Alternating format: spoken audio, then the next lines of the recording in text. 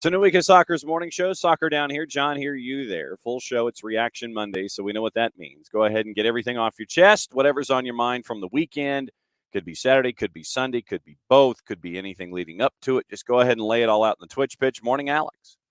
So whatever's on your mind, we'll discuss it. And hour number one will be Atlanta United. Abe Gordon set to join us about 9:15, as he always does. He has told me that he is going to be inside the palatial offices of 92.9 The Game, that apparently Chipper will have had a very early morning. And so I can't wait to see Chip's reaction when he gets home. And it's like, okay, time to go out. Time to take me out. Let's go. But Abe Gordon joining us at 9:15. Bart Keeler, Soccer for USPod and reffing down here. He'll join us at 10 o'clock. Yeah, we got VAR to talk about. And with VAR, we're going to go all the way back to LAFC because in end-of-week fashion, Pro in the Inside the Pro studio released the audio of the LAFC Atlanta United match and the discussion that we had last week about Bogish and the Dogs So Red. So that came out, and I want to use that to come forward to discuss what happened yesterday with VAR and the overarching thoughts of that. So Bart will be in to discuss women's national team and to discuss deaf women's national team. So we've got national team stuff to talk about with Bart. We've got reffing down here to talk with Bart. And so there's plenty to talk about, trust me. So whatever's on your mind from yesterday, from the weekend, whatever, that's what Reaction Mondays are all about. Over, under, or on par reactions, lay them all out there in the Twitch pitch, have conversations with each other, have conversations with us here on the show. And so we'll lay it all out here over the next 2 hours. I think Drew Dickinson is set to join us at 10:30 to talk Champions League and anything else on his mind. Maybe we can talk to Bart about the 22 players that Arsenal has decided to sit there and jettison after this year. Saw that this morning, and I was like, really? 22? But, yeah, we'll get into that as we go. There's some initial announcements about rosters for the Euros and for the Olympics. Kylian Mbappe and Griezmann not involved in the Olympic roster for France. So we've got those discussions. Player recruitment is ongoing. Looks like West Ham might be dropping 25 to 35 million on bringing in another player, and we'll see where it is from there. But anything from the morning that we'll keep an eye on. And once again, we'll talk about Atlanta United. We'll walk through that coming up in just a little bit. Opening kickoff, as always, brought to us by our friends at Kickoff Coffee, kickoffcoffeeco.com. And there it is. There's your QR code. For those of you who are watching on the 280-character app on Twitch or on our YouTubes, Soccer Down here on the YouTube's channel, right there, you click on that QR code, and then you go to our friends at Kickoff Coffee, use the code SoccerDownHere15, you get 15% off your purchase. They, in turn, take 10% reinvested into youth games, youth initiatives. Very, very cool stuff from our friends at Kickoff Coffee and kickoffcoffeeco.com. Pay no attention to the QR code that I'm covering with my hands because I don't want you to get two QR codes and get your phone all confused. There we go. Okay. I got a question for you. How many of you would go to a contract signing? Like literally. How many of you would go to watch a coach sign a contract? Show of hands. How many? How many of you? Apparently, Fenerbahce's fans showed up in like the thousands, like the absolute thousands, to see Jose Mourinho sign his contract. I mean, this is like Raw and SmackDown stuff when you're getting ready for your pay-per-view coming up. You have the setup in the ring. There's the table. There's all the important folks, and they have the back and forth. They sign the contract or they don't, and they throw it at each other, and they destroy the set and all those kinds of things. But apparently, Fenerbahce fans went to Ulker Stadium to watch the chosen one sign his contract. That's how jacked up they are about this idea. They're just like, okay, so I guess there was a table. I mean, I don't necessarily have. I'm trying to see that you got Jose Mourinho taking like selfies with fans and stuff, and it looks like there's a dais, and he's signing the contract. And I'm guessing that this was just more for show than anything else, that the official contract had already either been signed, because if he's signing a contract and he doesn't have like his lawyer or his agent or his reps there, and he's just signing a deal, then that might be an issue. I'm guessing this was just for show. I'm going to sign this thing that looks amazingly like a contract. I'm going to sign this thing. So he has the big signing at the stadium, and Fenerbahce fans are going absolutely insane over this. But looking at the pictures, it looks like the stadium was pretty full. And he's taking, like I said, he's taking selfies. He's wearing scarves. It looks like he's got the John Tesh thing going with the denim shirt and then the blue undershirt underneath. But he told Fenerbahce fans, "This shirt is my skin." Thousands of fans packed into Sukru Sarakolu Stadium to watch him sign the 2-year deal. 5 months after being fired by Roma, dismissed. And so 15 minutes, basically, you wander into a stadium. How far ahead of time would you have to go in to get a seat, to get a good seat, to watch a contract signing? It literally is like a 15-minute deal. All the Fenerbahce fans, they wander into the stadium, and I'm guessing because it looked like it was pretty full. So you wander into the stadium to get a seat. God forbid you're in the upper deck or in like the last row. And you're sitting there and you're looking at Jose Mourinho signing an alleged contract. It's like, yeah, okay, I think I'll sign this. I'll sign this. This is my contract I signed. What is my name? Name goes here. Okay, I signed. 3 times. I signed 3 times. In triplicate. So 15 minutes worth of contract signing. Jose Mourinho is there, replacing Ismail Kartal. 1 loss in the league last year, 99 points. Galatasaray had 102 points, and they won the league. So they fired their manager, Fenerbahce did, and then they brought in Jose Mourinho. And Jose Mourinho was asked in a press conference, by the way, if he had any interest in signing a player from AS Roma, specifically Romelu Lukaku. And so in his press conference, Jose Mourinho said, "I have no interest in signing players from Roma." What he didn't tell you is that Romelu Lukaku is basically at Chelsea, and he was loaned to Roma. So it's what you don't say as much as what you do say in these situations. But would you, and we will ask Abe Gordon this question, would you just wander into a stadium just to see a contract signing? I think I filibustered long enough. Got to 9:14.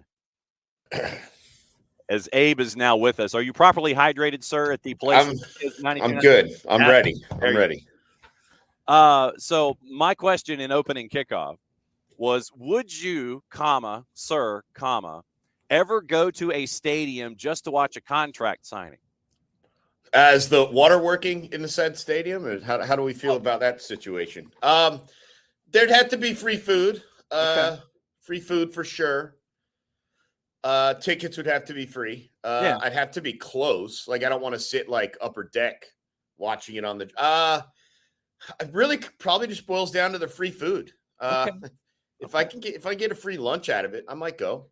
Okay, because the reason I was asking, Jose Mourinho had his contract signing in Turkey, and it looked like the stadium was full. So you're talking probably like 40,000 folks. I don't quite have the Fenerbahce stadium capacity off the top of my head, but the joint looked full. And basically, he's in there for 15 minutes to take some selfies, get a scarf put around his neck, sign an alleged contract. Like I said, if he's just going in there and signing a contract and his lawyers ain't looked at it and he's signing it, it's like, bro, what are you up to here? I'm guessing that contract was a show contract.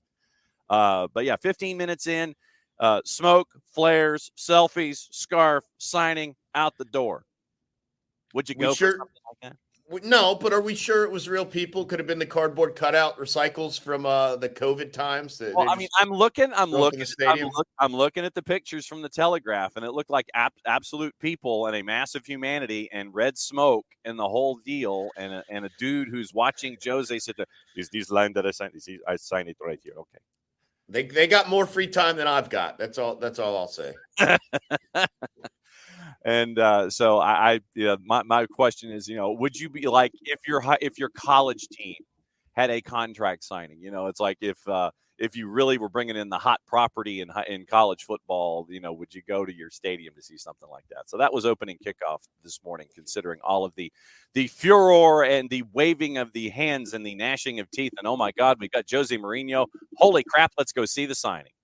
So that was opening kickoff this morning. Like I said, it was just. I'll go if I can get a percentage of his salary. Like if you give every fan in attendance gets a small chunk of the the change. Ooh, might go for that. I like that. So, I like that idea. I'll have to save that and move it forward. So that's opening kickoff. Brought to us by our friends at Kickoff Coffee and kickoffcoffeeco.com. Don't forget to use the code SoccerDownHere15. You get 15% off your purchase. They in turn take 10% reinvested into really cool stuff that they have earmarked at Kickoff Coffee and kickoffcoffeeco.com. All right, you slept on it. What do you think? I think it's not good, if we're going to be honest. I think it's a situation where this season had expectations, and I don't see a path to matching or meeting those at this point. Certainly, the Supporter Shield is well beyond gone. I think a top 4 is well beyond gone.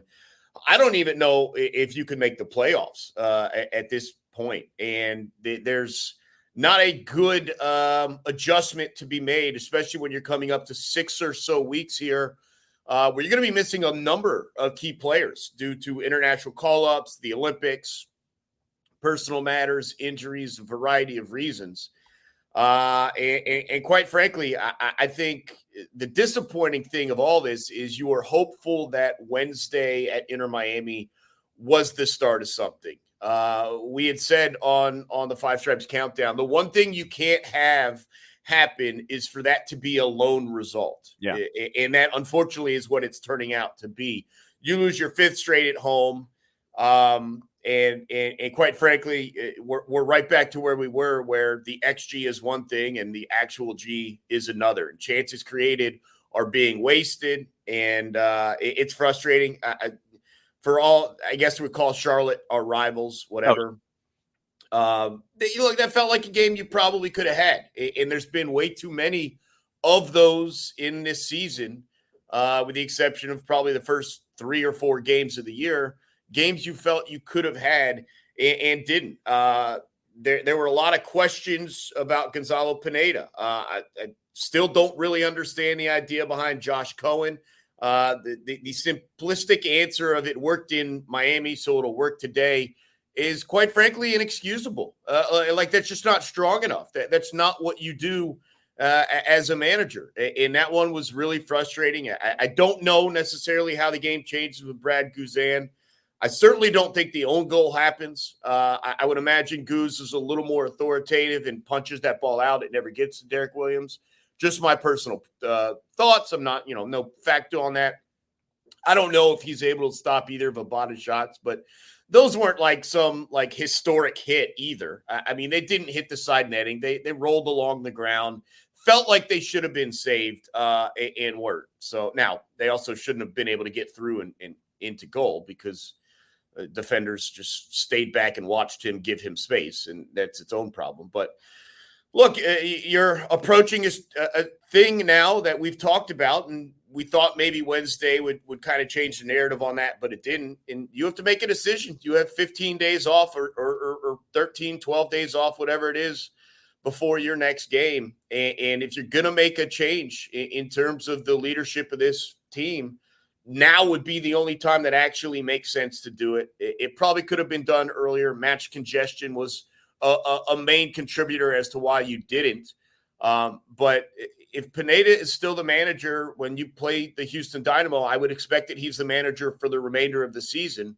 But right now, I don't know if that's going to be the case. So, all right. So I was taking notes as you were talking. How are you in other sports about playing the hot hand? I don't think it really – I mean, all sports are different, right? So I think if you're a hockey goalie and maybe you're a backup and you made a couple great saves and we've talked about hockey goalies getting hot at the right time, I think maybe there's some discussion of that. I think you can look at matchups in Major League Baseball. This reliever's gotten a couple ground balls, stuff like that. But in terms of the overall scope of things, I mean, I just don't buy that. And also, what makes the hand hot? One game? Like one game in Miami? Does that – and I know we played the U.S. Open Cup, and he did well in the shootouts and stuff like that. But, like, I don't buy into that. I think you need to do what's best for your team. And over the course of time, maybe it works out on a short span, but over the course of the time, your best option is your best option for a reason. I mean, sometimes we see backup quarterbacks come in while a starter is hurt and getting checked out for a concussion, whatever, they lead a touchdown drive. Right. Well, when the starter's back healthy and cleared out of protocol, do we just let the backup continue? Like, no, you go with your starter because there's a reason he's your starter. He's been better over the long term of things, and he's probably going to be better in the short term as well. So I understand it, but to me, that's not really a mindset I would use, unless the plan has been to make a change permanent. And I don't see why that would be the case, because Brad has been better, in my opinion, this year than I had expected. And so I am not taking that away from him, certainly not because of the red card suspension, which was nonsensical anyways. Yeah. Yeah, we're going to talk about that in an hour or two. All right, so then let me put Josh v. Brad to the side, and then what about the lineup with the 10 going forward, where you're playing the three center backs for the second match in a row because of how it worked against Miami? Yes, I know that that Charlotte traditionally does not have two up top, but you are dealing with a power forward in Ajimong, and you want to make sure that he doesn't get anything past you. What did you think about the idea formationally of going with that same formation that got you the big win in Miami?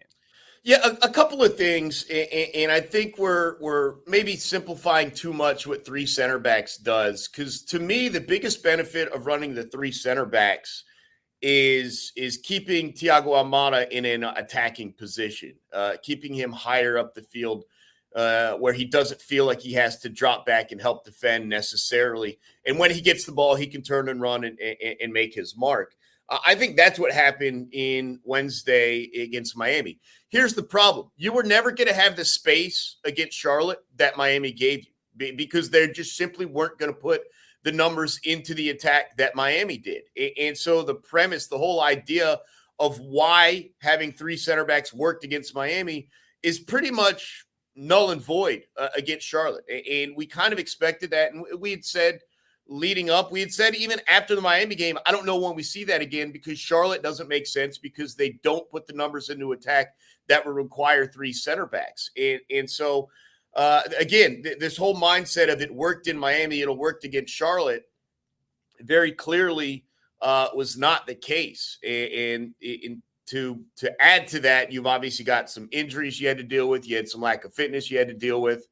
And so there's some other aspects, but I'll be honest, this was not a very good game, in my opinion, for Derek Williams. Obviously, the own goal aside, there were some moments in the second half where I'm like, dude, you got to stop backing up. Like, at some point, you got to challenge a shooter, especially since he's already put one in from this distance.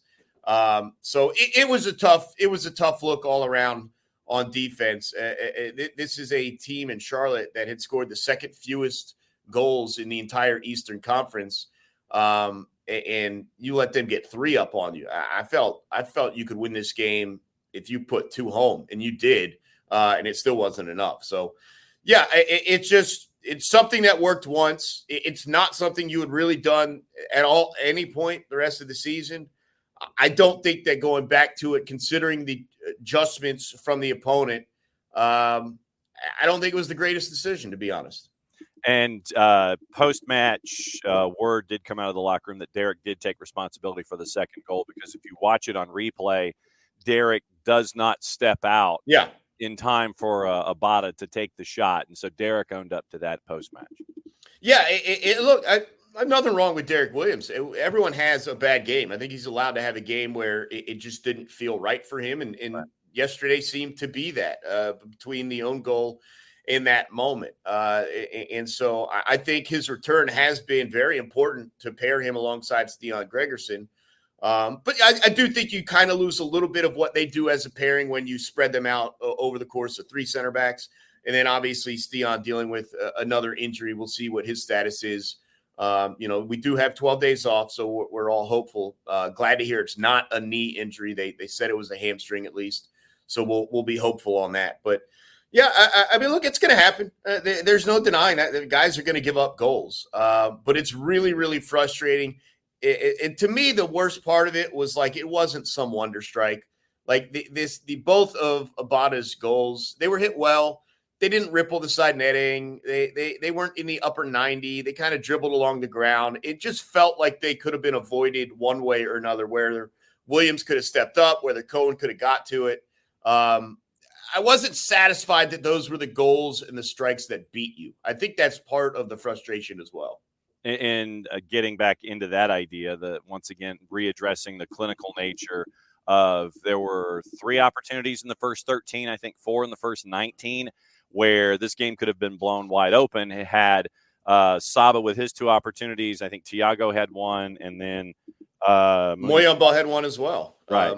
Yeah. So Saba in the 3rd and the 9th, Muyumba in the 12th, Jamal in the 19th, and Thiago in the 23rd. So 5 chances in the first 23 minutes. Well, and this is what I pinpointed with Garrett Chapman in the postgame show, was the same ball that put Saba in one-on-one with the keeper was the ball that Atlanta United had been beaten by twice this season.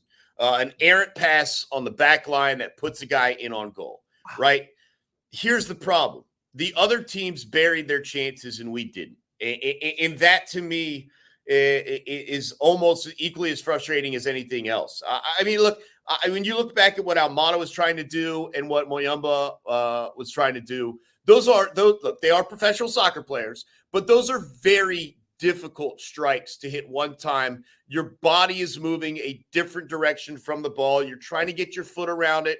You're trying to pick out an upper court. I understand how difficult that is. Obviously, they are top of the line players. You'd hope they'd find a way to hit that one. Saba is the opportunity, though, that you really need to have back. He tried to wrap his foot around one. He didn't get the bend on it either. Maybe don't get cute. Maybe chip the keeper. Maybe go drive it right. Whatever it needs to be.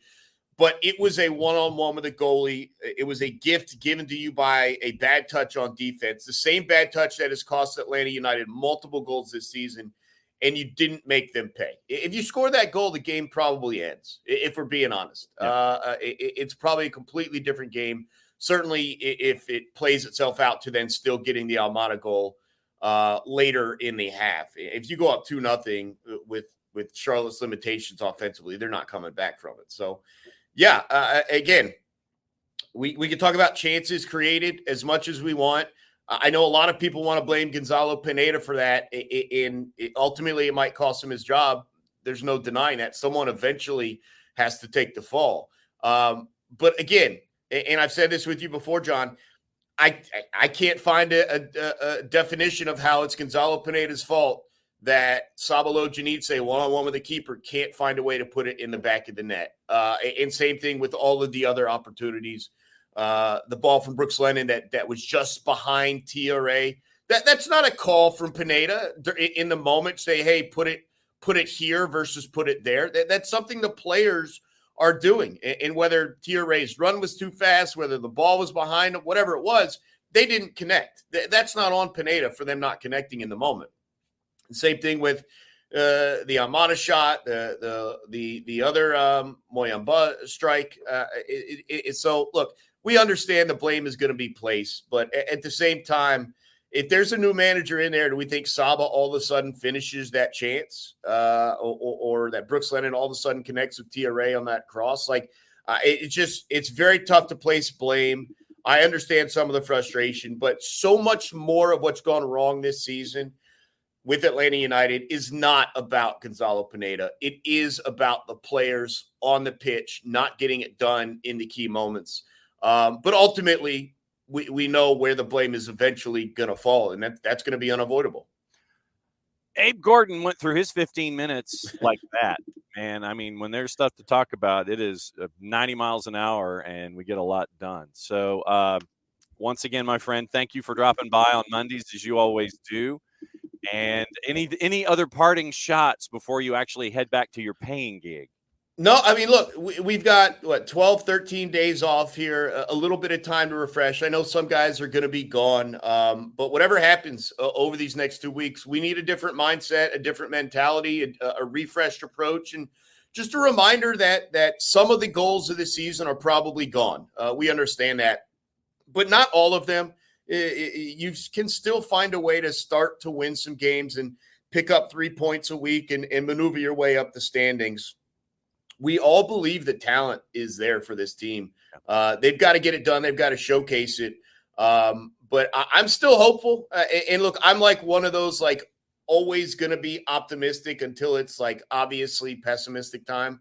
But I'm always going to be hopeful that things turn around. I think the Braves are going to turn around on offense and go on a streak. I think Atlanta United is going to turn it around and find their way into the playoffs. Now, what can they do when they get there? They're going to be, at this point, most likely a road team in an opening round, and we saw how that worked out last year. Yeah. But I do think that there is still some quality in this season, and there's plenty of time to show that. So take this time and kind of regroup, reset, figure out what you want to do over these next 6 weeks with so many guys out for various reasons.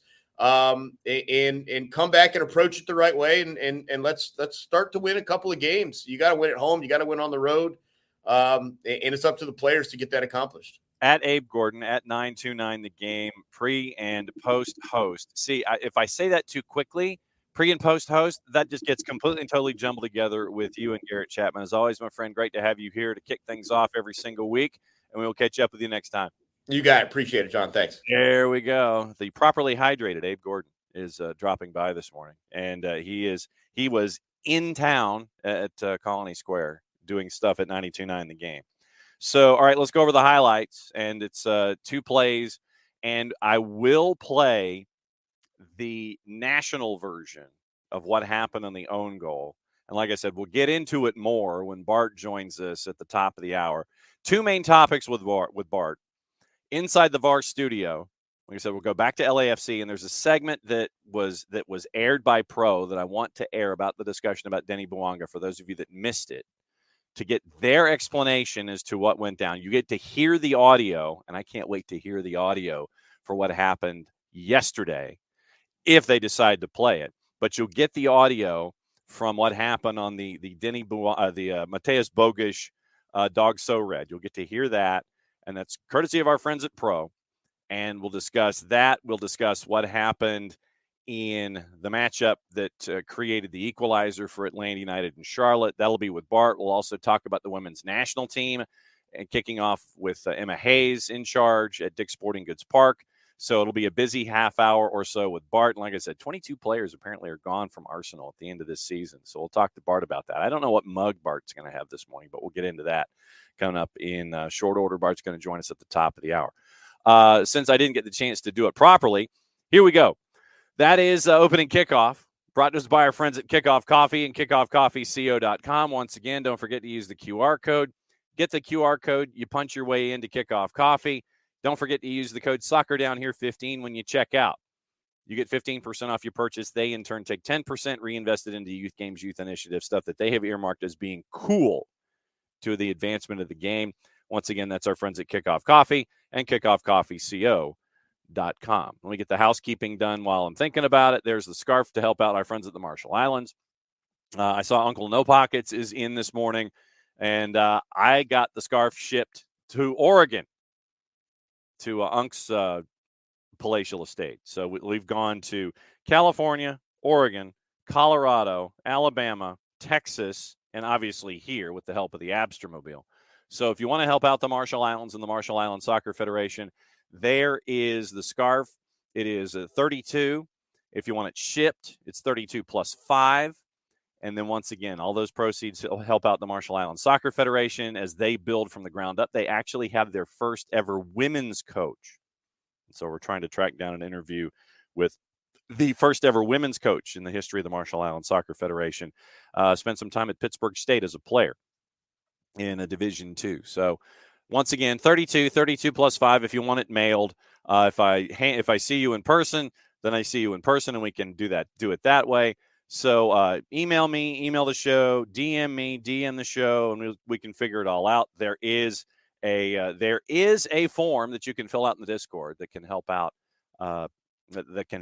the transportation process. And like I said, whether it goes with the Abstermobile or whether it goes through the Postal Service, it's probably quicker, even if you're out of state, that it goes through the Abstermobile. But 32 plus 5 if you want it shipped, and that helps out the Marshall Islands and the Marshall Islands Soccer Federation, because I'm fairly certain that you got the jersey and or the bucket hat, because I know I got the jersey. But that's our scarf to help out the Marshall Islands as they continue to build from scratch. Okay. Getting into the hellos from the morning, we get to see who is here. And I know that Non-Talks wanted to talk about the Canadian men's national team and Jesse Marsh. I can take care of that really quickly. I would love to know the funding. Obviously, the funding to have him as a sponsored title, does that account for the rest of his staff? I want to know what the budget is. I want to know, when it comes to the budget to go and talk to players and recruit players around the planet, who's paying for it? Because Canada Soccer doesn't have the budget. What's the budget? Where's the budget coming from? Where's all the other money coming from to help out Canada Soccer? Or is this just a one-sided investment for a program that is in serious debt and that could be blowing through their government subsidy in maybe the next year? I think they burned through $10 million in Canadian government subsidies, and they are still in serious financial problems. But apparently paying Jesse Marsh and maybe his staff through a sponsored deal, it's a subsidized deal from the Major League Soccer franchises in the country. And so Jesse Marsh has an official title that takes up two sides of a business card. Does that account for the rest of his staff too, or is it just Jesse? What about his travel plans? Is that paid for by this gig, or is it paid for by something else? I have more questions than I have answers. Having him there, he'll obviously have a chip on his shoulder with the talent that is there in Canada, but I still have more financial questions than I do personnel questions, and how Jesse Marsh will be navigating all of that when you don't have a home friendly, and you're but the only reason that you have friendlies in the first place is because those countries that you're playing against are the ones that are subsidizing those matches. So Non-Talks, that's the answer when it comes to Jesse Marsh. Morning, Alex. Morning, Abby. Great to see Abby, and it took a little while in the shower, but my A+ stamp from Abby wore off. By the way, it was great to see everybody out at the tailgate and the supporters lot. Saw Tom, saw Abby, saw our friends from Faction, Kevin Kinley. It was great to see him. And I apologize up front, because when I'm out there, it is a whirlwind, and it's great to see folks, and great to say a sentence or two. And like I said, I'm flying around at like 900 miles an hour. And so I apologize for that up front, but it's great to see everybody, get a quick hi and see you before, we all head into the building. Morning, Pars. Morning, Tom. Morning, Derek. Morning, Kefsey. Brandon, Hunt City. Yeah, Hunt City beat Carolina Core in MLS Next Pro. Morning, Dell. Yes, they do. They had it at one point. They didn't have technology. They had the Target Gold Cam, for those of you that remember it. And I guess Target they didn't have the money to continue to sponsor it. You remember the Target Gold Cam, where it looked like it was something down the line? Might have been a little detached, but I think it was inside the post. You had the Target Gold Cam. But apparently Target didn't have the money to keep sponsoring it. So Dayton Hudson should be drawing the subject of your ire for not being able to continue sponsoring a goal cam for situations like this. Let's see. Non-Talks, thanks for dropping by. First time here for Non-Talks. And so hopefully my Jesse Marsh answer has helped out with this morning. So morning, Will. Morning, Pars. Yes, Hala Madrid. Like I said, we'll get into that at like 10:30 and beyond. Morning, Ricky, by the way. Yeah, Hala Madrid y nada más. Let's see. I'm trying to see who else is here that I might have missed in waving hello to. Non-Talks is very, very busy this morning. Let's see. There's Pars. There's Will, and like I said, and there's Unk. Let's see. Morning, Uncle, and morning, Hutch. And I'm trying to see morning, Emilio, and I'm trying to catch up. Morning, Bart. Like I said, Bart will be with us in 20 minutes. So morning, Bart early, and then morning, Bart in 20 minutes, and we'll do stage 2.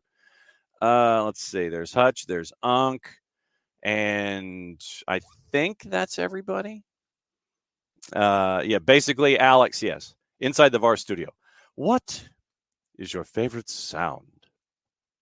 Exactly. I wish I could do it like Mr. Lipton could. I might be able to try that. So, morning, Wiley. All right. So there you go. All right. Good morning, everybody. So once again, get your comments in, and like I said, have conversations with each other, have conversations with me and with everybody here, and all the stuff that's going on. Let's get into the highlights.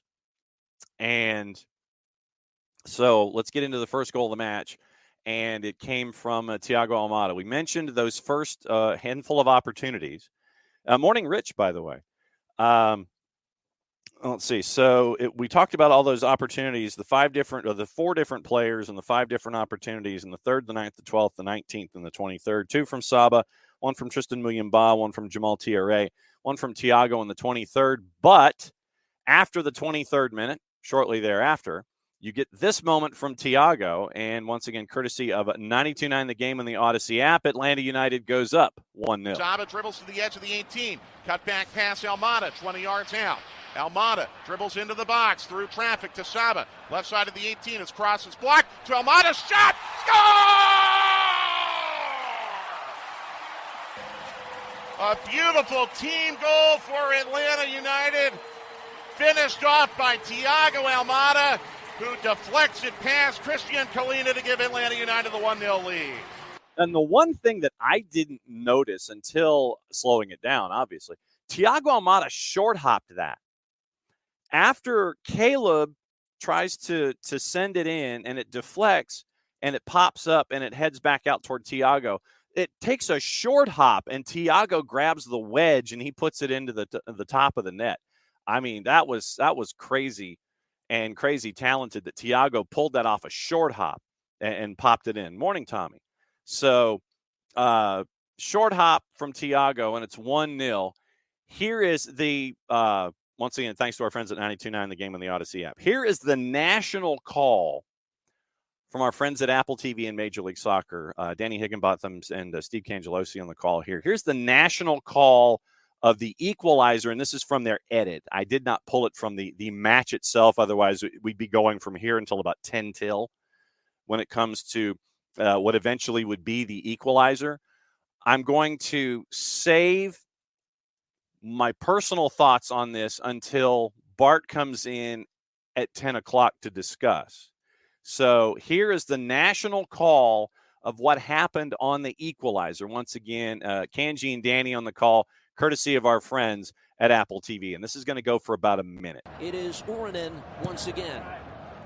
On the outswinger, this takes a deflection. Cohen did it cross the line. A partial celebration in progress, but no indication yet that this is a goal. Have a look. And it will probably be this angle. And you just have to look at Cohen's left hand. When he goes for it, his hand is completely over the line as in terms of in the goal. It's a valiant effort, but I do know. The interesting thing in this situation is we know that VAR, they think it's a clear and obvious error. But there is no goal line technology. So the angles that we're going to see here are the angles that the referee's going to see. And it's so tough. So what...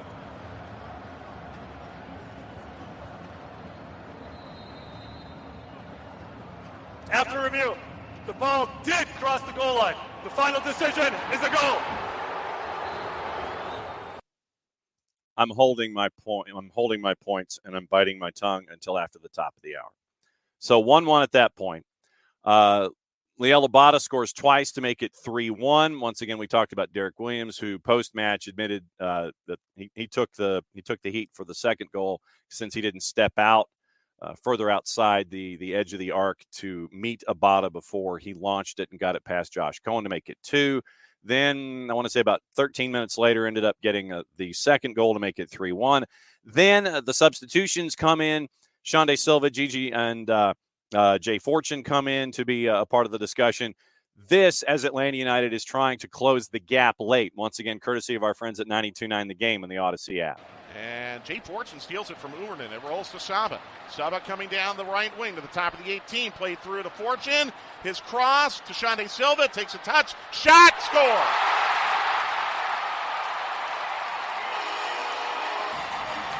And Atlanta United gets up off the bat with Shande Silva's beautiful finish. Bending that around Kalina to make it 3-2. And that would be your final 3-2 there. Shande Silva's goal, by the way, using the defender as a screen with a great amount of bend on the ball. So great work by Shande Silva. And that was 3-2 at that point. That was your final score. And now with the standings, after the weekend is over, and looking at the standings in the Eastern Conference, we'll go all the way through it. Miami at 35 points through 18 matches. They're on top. Cincinnati's 2 points back. There's a little bit of space from the two teams in New York City. NYCFC, Nick Cushing, they have really seemed to have found their rhythm. 29 points, and they have played 16 matches, but they have one more win than Red Bulls. That's why they are third and Red Bulls are fourth. Charlotte with the win. They are in fifth at 25 points, 17 matches played. Toronto is 24 points, 17 matches played. Columbus, obviously, with things that they're focusing on, still seventh place, 24 points, and they've only played 14 matches. So they've got some matches in hand where they can do some serious damage and rocket up the table. Columbus, by the way, took it on the chin in the Triple C final to Pachuca. First 14 minutes or so, they looked like they were there, and then they just hit a wall because going to that particular venue is like going to Denver and a half, 8,000 feet above sea level. Denver, I mean, think about it. You go to Denver, and then you add half another Denver on top of that. That's what you're getting into. And so great run by Columbus Crew to get to the final of the Triple C. And then they lose in the final in the Triple C. But right now they're in seventh at 24 points. Then you've got another bit of a gap.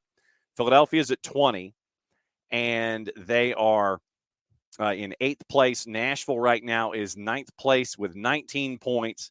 They have one less match played, and they have a better goal difference than DC. So Nashville, 3 points ahead of Atlanta United right now. They are in the final playoff spot. DC below the playoff bar, 19 points. They played 17 matches. Orlando and Montreal, identical records after 16. Orlando has a better goal difference. Montreal has given up 35 goals this season. Atlanta right now, 16 points. Chicago is at 15 points at 3-8-6 with 17 matches played. New England, because of their time in the Triple C, they've only played 14 matches. They have 10 points. They are 3-10-1. They have scored 11 goals in 14 matches this year. Western Conference. RSL, it is 33 points for Salt Lake, 17 matches, 9-2-6, and Chicho Arango had the hat trick on the weekend. LAFC is second at 30 points. Minnesota and LA are both at 28 points. Minnesota has one more win and two matches in hand on LAG, and so that gets you to the second grouping. Vancouver is at 25 points. They're in fifth. Austin, 23 points. They are in sixth. Houston, same number of wins as Colorado, but they played one less match, and they have a better goal difference. That is why Houston is 7, Colorado is 8. Portland is 9th after 17 matches, basically at the halfway point of the season. 20 points there. Then below the playoff line, conversation with Nico Moreno should be interesting on Thursday. Seattle is below the playoff bar right now, 1-1-5 at home. Never thought I would be saying that about a Seattle club. St. Louis is in 11th place at 17 points. They are winless on the road. Dallas is worse than winless on the road. They're 0-6-2. San Jose's at 11 points. Kansas City is at 11 points, and maybe the conversation should be had with Peter Vermes about Peter Vermes. Both have 16 matches. San Jose has one more win. San Jose is 3-11-2, and they've given up 39 goals this season. Kansas City is last with 11 points, 16 matches, 24 scored, 31 allowed, 1-4-3 at home, 1-5-2 away from Children's Mercy in Kansas City. So that's where we are right now at the standings, as we have for some folks, for most folks, we actually do have games this weekend. For some folks, and this is that option that you are given, that you can play through a window or you can take a break through the window. We actually do have 4 matches on Saturday. New England and Red Bulls, Sporting in Seattle, Minnesota and Dallas, and St. Louis and Portland, and all those are early. So it'll be an early night for Kevin Egan, our buddy in MLS 360. But we do have some teams playing matches this weekend as a part of making up matches before everybody gets back into it, starting on the 14th and going the weekend of the 14th and the 15th. So, there you go. So that's how things stand right now in Major League Soccer with the standings and everything, as we get you ready for most folks a bit of a gap week, and we'll see what happens once again with Atlanta United being the big topic of conversation. And like I said, on all of these Reaction Mondays, I want to make sure that everybody gets everything off their chest, because I don't want to have it just kind of hanging with you. I really don't.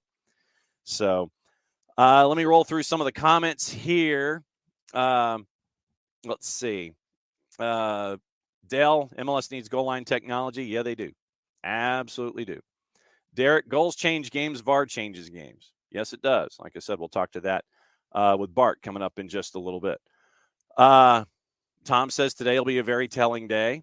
Will, more losses this season at home than any other. 4-4-8, 13 days off. Should about do it. Let's see. And Ricky's discussing Champions League. And yeah, there was a thing with Macron, Ricky, and I'll see if I can find that for 10:30 and beyond. Macron was really wanting to have Mbappe announced, but Mbappe and Griezmann apparently were not announced as a part of the Olympic team. So I think you might have a president who is slightly angry about something like that. So we'll see what's up with that. Let's see. There's a discussion about the Miami Heat in 08 and 09. Let's see. You guys went down the line about that. And let's see. Travel plans for some. And let's see. When Non-Tox is asking about Jesse Marsh. Jesse Marsh. When did Jesse Marsh get signed? Because we made a big deal out of it when it happened. When did Jesse Marsh sign? April 29th. Jesse Marsh likely to be appointed as South Korean coach. I don't quite think that happened. It was a couple of weeks ago, because when Marsh was discussed in the USWNT search back on May 16th, he said he criticized U.S. Soccer over their treatment of him during the process. So, surprisingly announced in June that Marsh would not be getting the gig.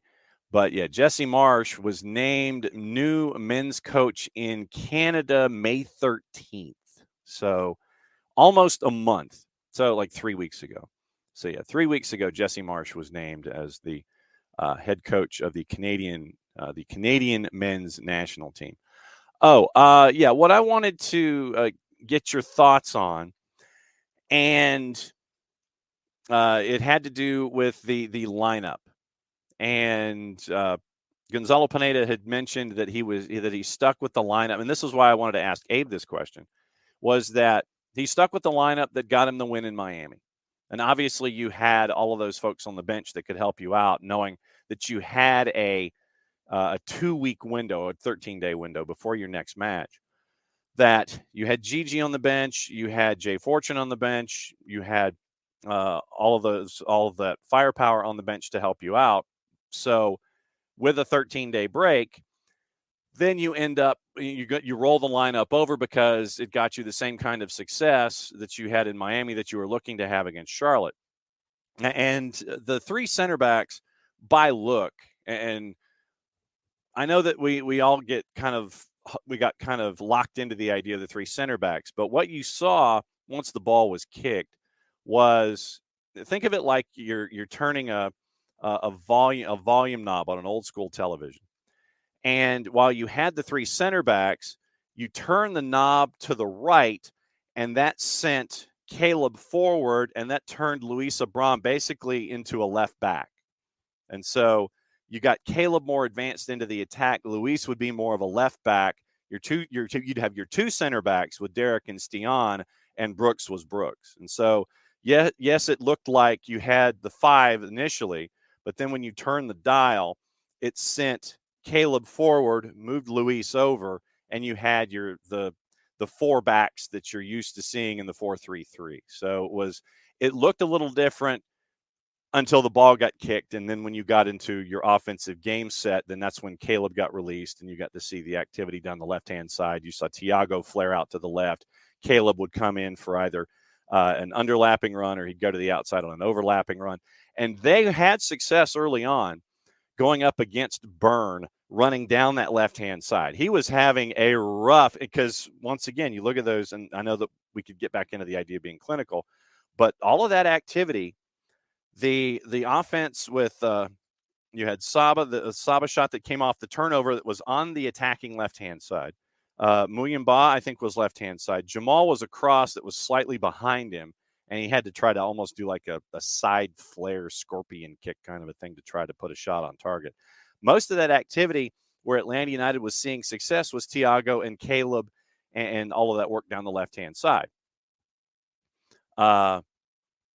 So that was when you turn the dial to the right, you got to see that activity working its way down.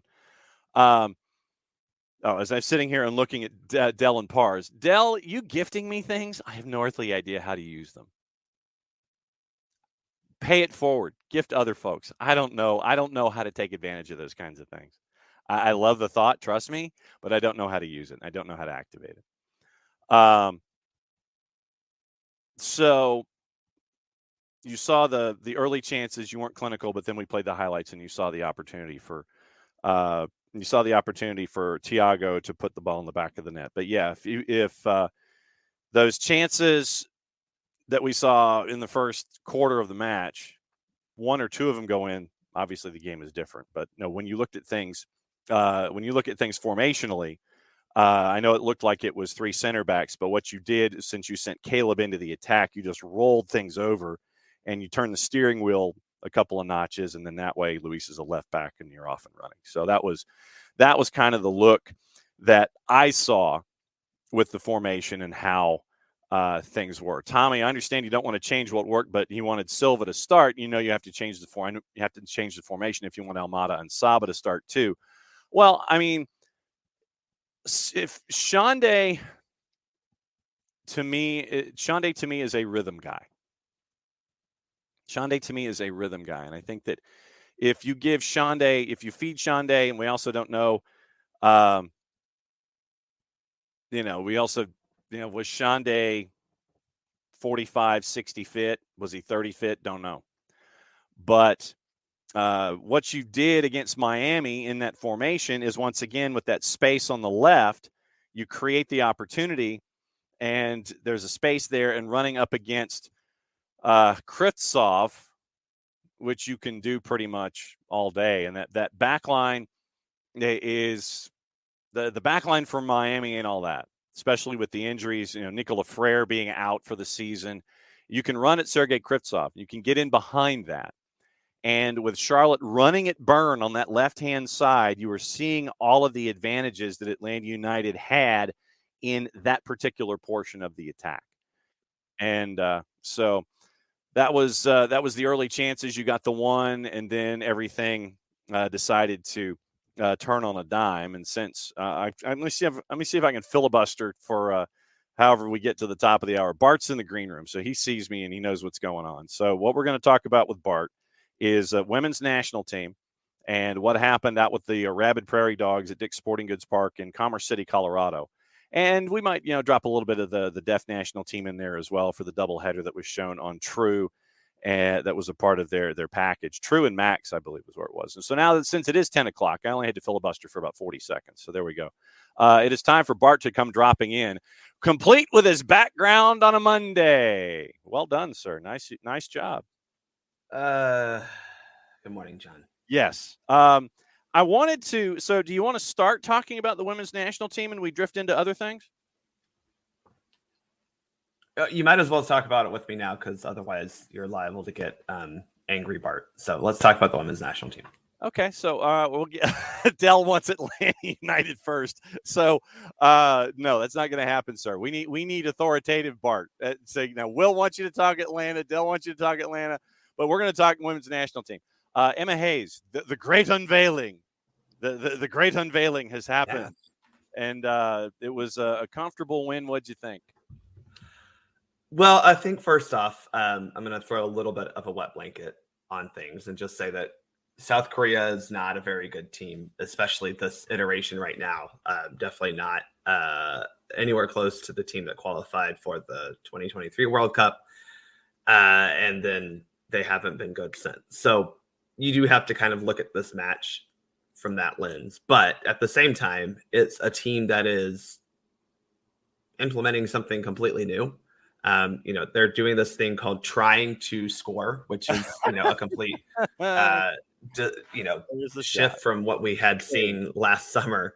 And that said, you had, as Emma said, tired minds, tired legs, still go out there and be able to score multiple goals in each half, which is a positive. I thought overall you just saw a team that, I know I'm not joking, but a team that was intent on trying to score goals.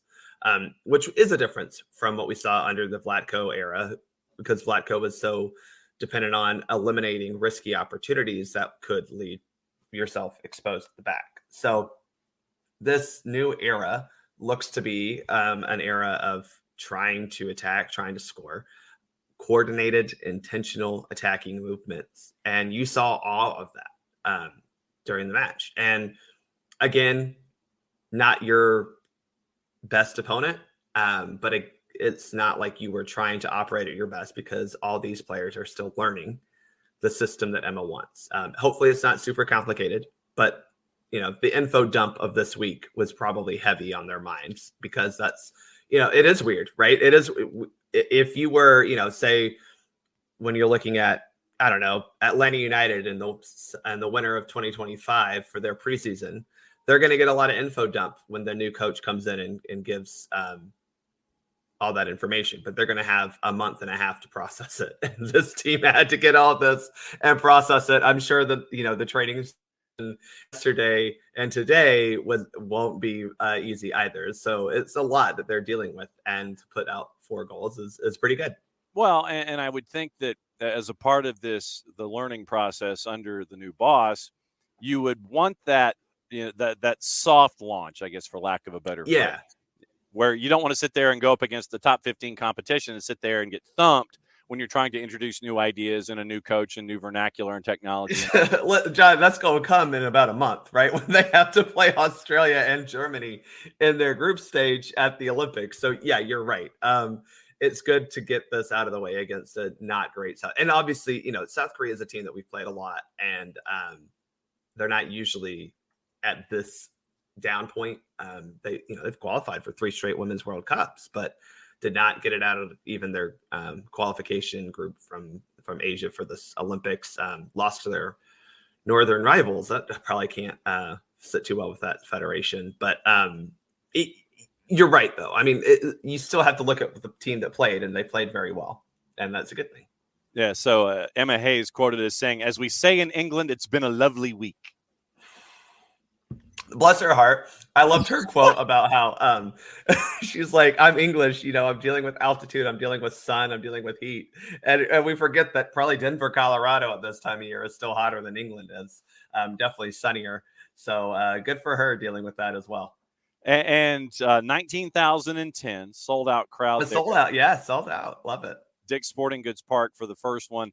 And you end up with Jane Campbell getting the start in net. Your defenders lineup was a nice Georgia girl, by the way. Yeah. Ryder Marietta. There you go. A nice Hunger, Naomi Girma, Tierna Davidson, and Emily Fox. Your midfield 2, Sam Coffey, Lindsey Horan. And this is how Soccer America has that's about how it played out. Yeah. Compartmentalized everybody. Yeah. And then your forwards, Macario and Smith and Rodman and Swanson. And everybody's getting 5s and 6s and 7s. And it's like, okay, yeah. Well, Emily Fox gets a 4, apparently, from our friends at Soccer America. And Jane Campbell got a 5. And then Going to the bench where you were allowed. Campbell, I will say Campbell did not. She had a chance and didn't look great. She didn't have a lot to do, and there were one or two times where she had to do something, and it wasn't fantastic. But the Fox one's a little curious to me, but oh well, keep going. And then your bench where you were allowed 6 subs on the day. Kruger, Shaw, Stab, and Dunn each got 5s. Rose Lavelle got a 6, and Corbin Albert came in for a cup of coffee and got, I guess, basically an incomplete. So what did you think of who you saw? Well, first off, congrats to Sam Staub getting her first cap for the U.S. Women's National Team. It's been a long time coming for her. She's been a really good center back in NWSL. So that's good. Everyone else, I thought they looked fine. Again, I think it's hard to truly evaluate everyone because you are talking about a team that's learning how individually what they're doing on the field, plus in a team setting and the little societies, what they're doing on the field. So I thought overall it was pretty good. And I think, yes, you score off of 2 headers from Tierna Davidson. I don't think anyone had that one necessarily predicted before the game. No. But weird that you hire an actual set piece coach and you start scoring off set pieces, John. So clearly that worked. Congrats on hashtag irony. Yes. Yeah, it was good. It was good. I think overall it was good. The wet blanket is just, hey, South Korea is not fantastic, but overall you have to look at this and say this is a positive step. You get 4 goals to start off the Emma Hayes era. And hopefully you see more tomorrow night from just not necessarily growth, but just comfortability.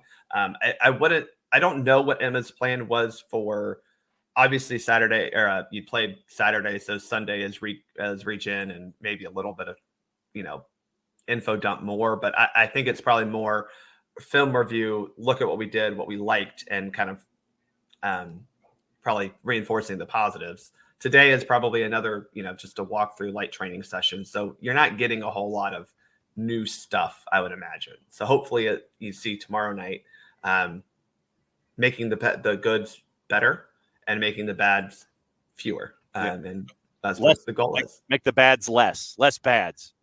Fewer bads. Kat Macario got the start for the first time in 781 days.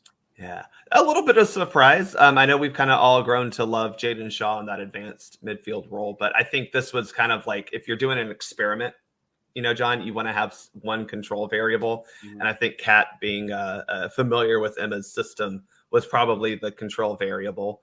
Again, I'm not quite sure how Emma Hayes doesn't have she is not Gonzalo Pineda. She is not Greg Berhalter with their rigid system. But she does have patterns and philosophies that she wants to implement, which we saw. And I think Kat is a big part of that and why she started. But it's just good to have her back. I think she is one of the key injuries that we missed last summer. And you do have to wonder what would have happened had Kat Macario been healthy in the summer of 2023. Then the other element that was attached was the first game of the doubleheader. And it was a doubleheader, for those of you that did not know. It was a doubleheader there in Commerce City, Colorado. The women's deaf national team got their first ever home match, which sounds really wild to say. And yes, it was the margin of victory was big, but it was televised, and it was an effort that was put in there. I think Jamie Watson did play-by-play for the network. And it was a really cool moment for the advancement of the extended national teams to have the women's deaf national team get their first ever home match and then get the match televised at the front end of that doubleheader out there in suburban Denver. Well, I think this is one of those things that when you consider the creation of the new National Training Center down in somewhere south of Atlanta, some undisclosed area that we all know of between Jonesboro and Fayetteville. Yes. This is one of those initiatives, right? That you want to try to elevate your extended national team programs, and this is one of them. Obviously, I think when you look at like a deaf national team, the athleticism required to do this is no different than, the regular national team. You're just dealing with people who are deaf and hard of hearing. Right. And I think I was a little upset that, U.S. Soccer scheduled this before the match because I think that was why we didn't see a whole lot of people in the stands. Yeah. But it was good to have the ability to host matches like this. Because again, with the deaf women's national team, especially, they're, reigning World Cup champs.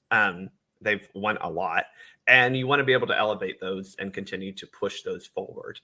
So thanks to Arthur Blank for that donation to the training center to make those training pitches possible.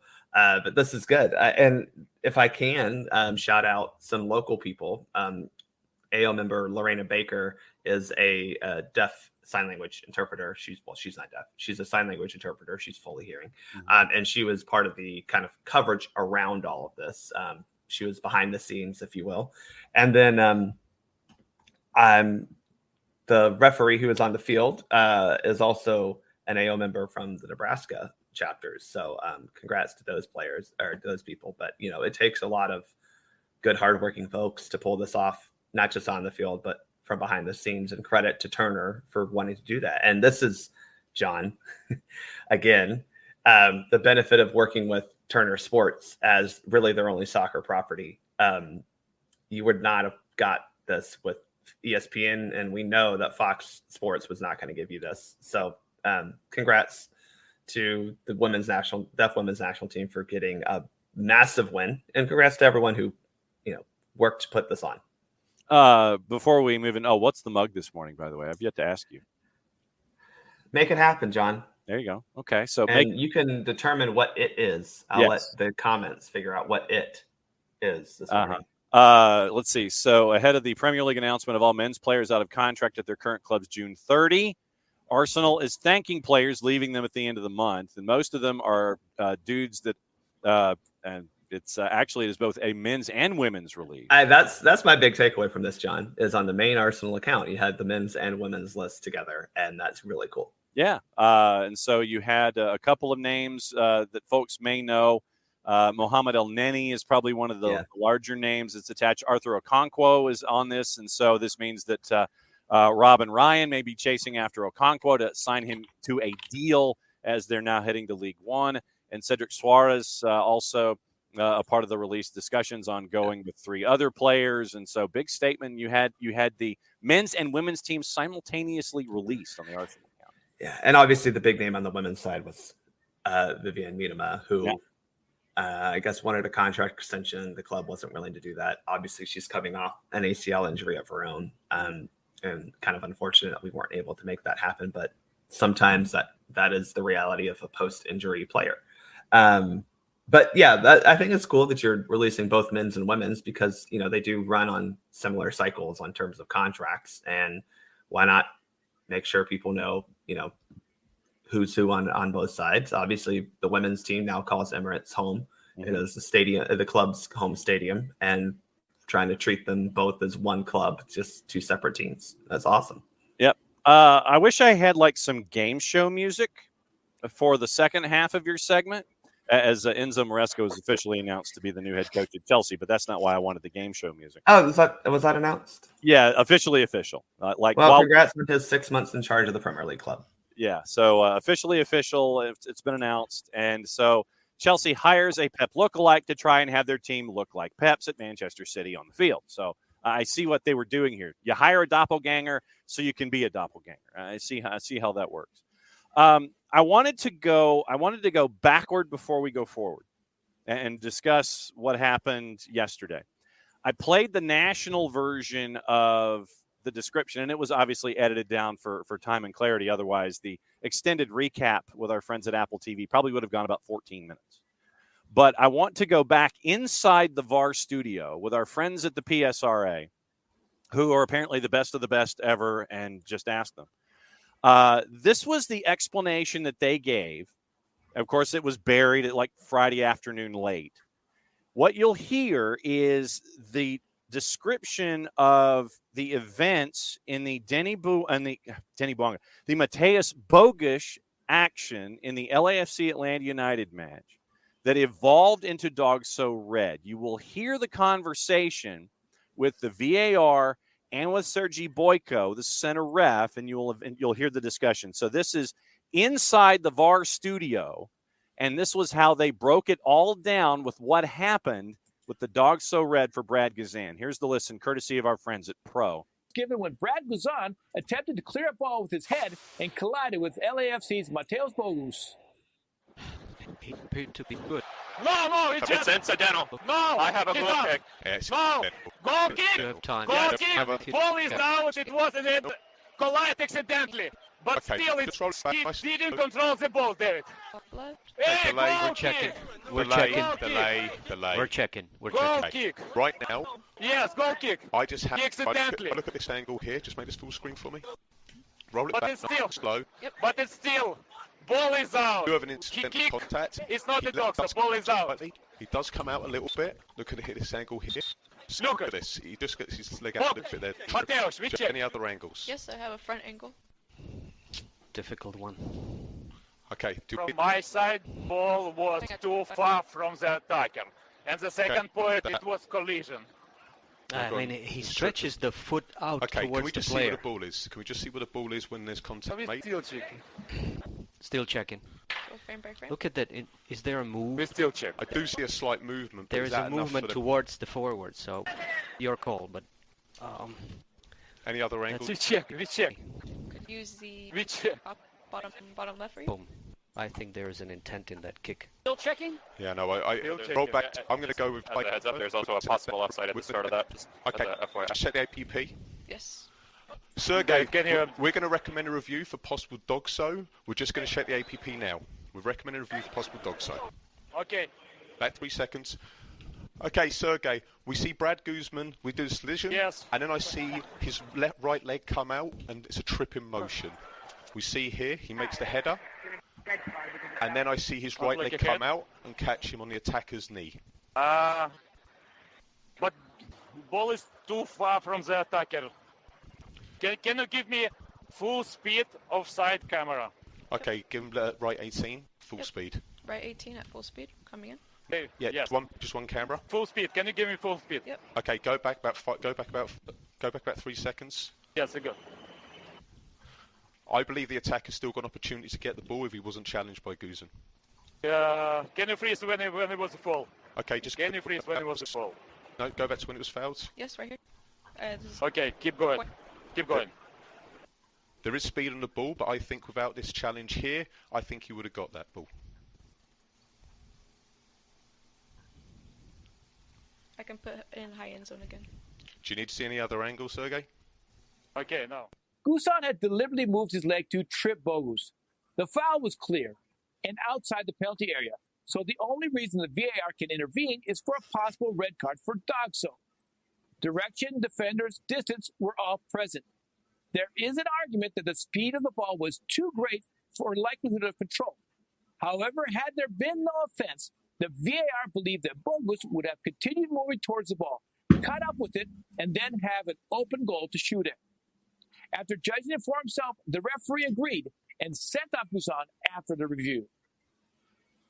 That's all for week 16. Comments for the rest of the reviews.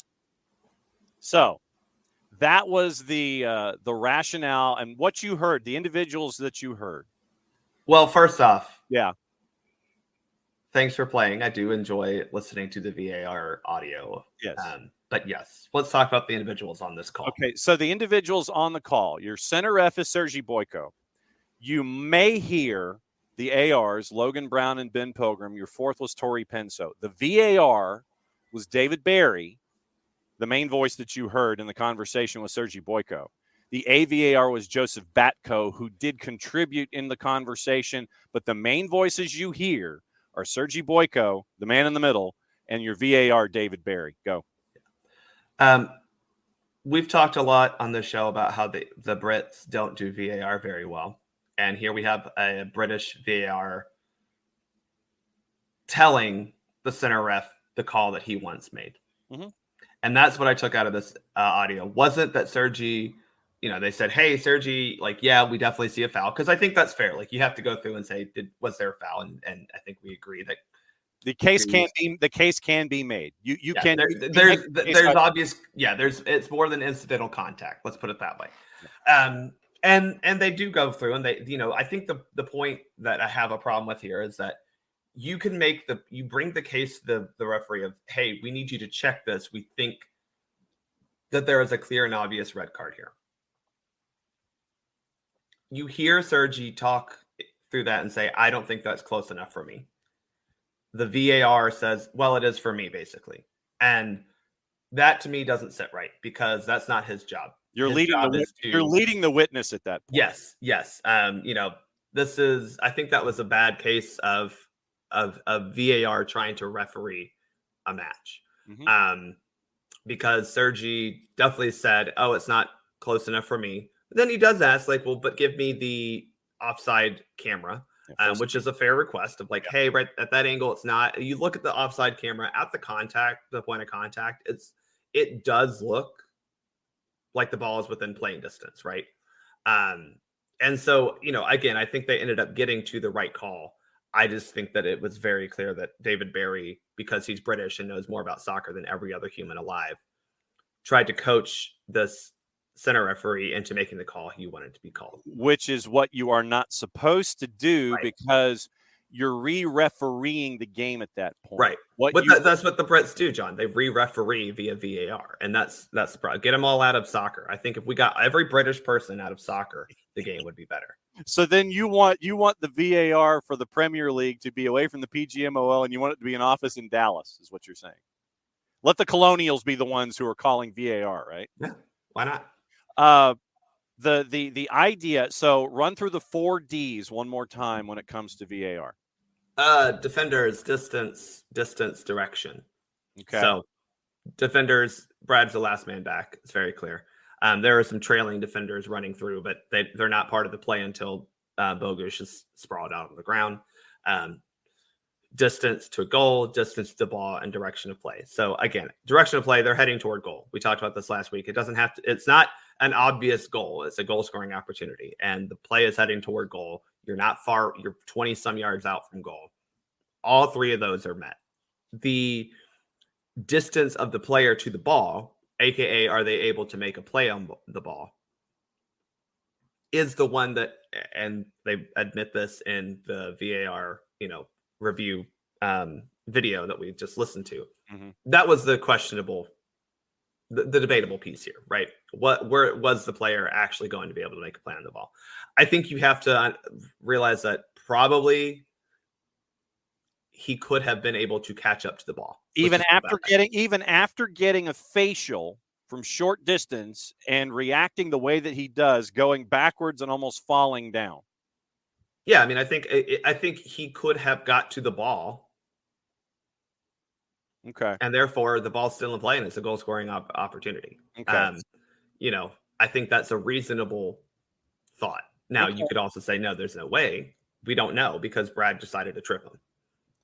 And that's where you can't – it's hard to now judge when the last defender has, by judgment of the VAR, and I think the referee on the field, fouled that player. Okay. It's hard to judge. Right. So then this is where, once again, when I bring you in to do reffing down here, what I always like to do is, okay, give me a reason why, give me a reason why not. Yeah. So understand both approaches in a particular way. Again, I think they got this call correct, but I have to defend referees as much as y'all defend Gonzalo Pineda. So it's different. There's the shot. Okay. All right. So let's go back to yesterday. And I'll play the national clip again. Like I said, it is edited for time, not necessarily for clarity. And we will go over the national call yesterday. Atlanta United leading 1-0. It's a corner for Charlotte in the 41st minute. Once again, here's the call from our friends at Apple TV and Major League Soccer on MLS Season Pass. It is Danny Higginbotham, Steve Cangelosi on the call. Here was the play in front of the supporters section. It is Uranen once again. On the outswinger, this takes a deflection. Cohen did it cross the line. A partial celebration in progress, but no indication yet that this is a goal. Have a look. And it will probably be this angle, and you just have to look at Cohen's left hand. When he goes for it, his hand is completely over the line as in terms of in the goal. It's a valiant effort But I do know the interesting thing in this situation is we know that VAR, they think it's a clear and obvious error. But there is no goal line technology. So the angles that we're going to see here are the angles that the referee's going to see. And it's so tough. So what...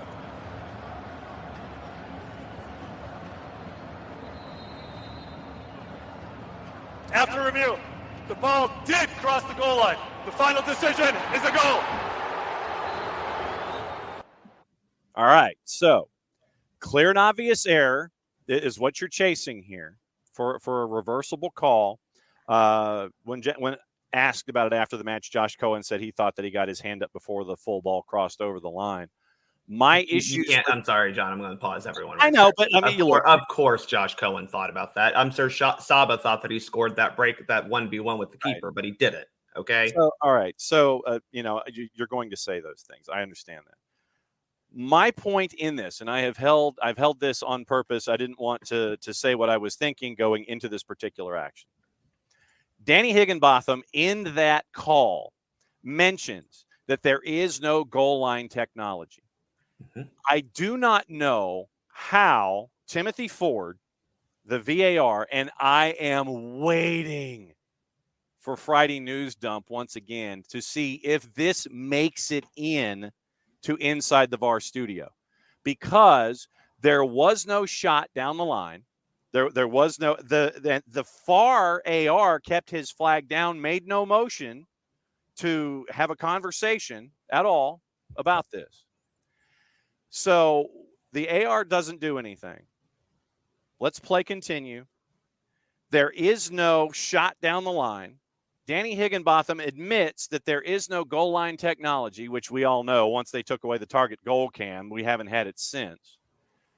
I'd love to know if there was an angle that we did not see, which goes counter to the idea of having the VAR camera in the booth in the first place, if they're seeing things that we're not supposed to, because we're supposed to see the entire review, if I'm not mistaken. There are too many things here that do not add up to clear and obvious error and how you can overturn a call because you don't have the shot down the line. The VAR had access to an angle that provided sufficient evidence that the ball crossed the hole of the goal line. Follow-up. As Doug Robertson from the AJC said, follow-up. What angle was that? And I know that you're only allowed to ask the question one. Yeah, you can only ask one. So it is in the phraseology of the question where it could have been asked. You could have taken the verbiage of the follow-up and framed it in the question. But now we're left with the notion of, okay, well, which angle was it?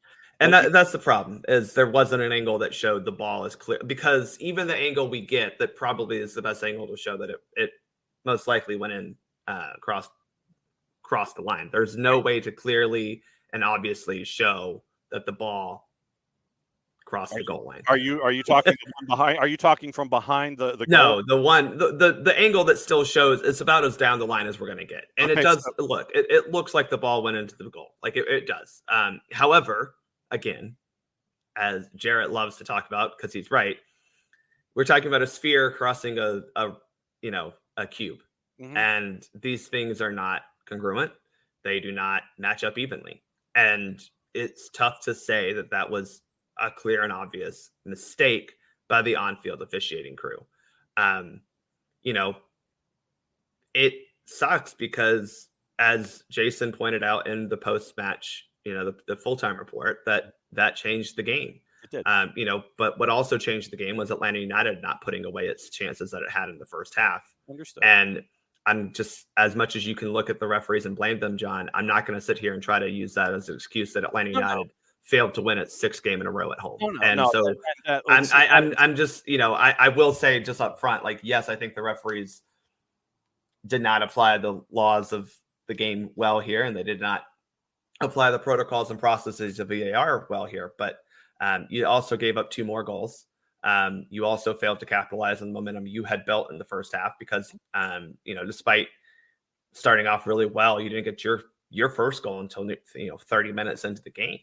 And, to look at the referees and say you're the reason for this result is, again, a mentality that's the reason that we haven't won but one game in the last 11. Okay, well, what I am trying to do when we do this is I am separating on purpose. I'm separating the game action and game state. I'm putting it to the side. I'm specifically wanting to discuss what officials are going through, why they can call it a certain way, why they can't call it a certain way or shouldn't, why they should or shouldn't, I guess is probably the better way to phrase it. Why a call should be one way, why it could be another way.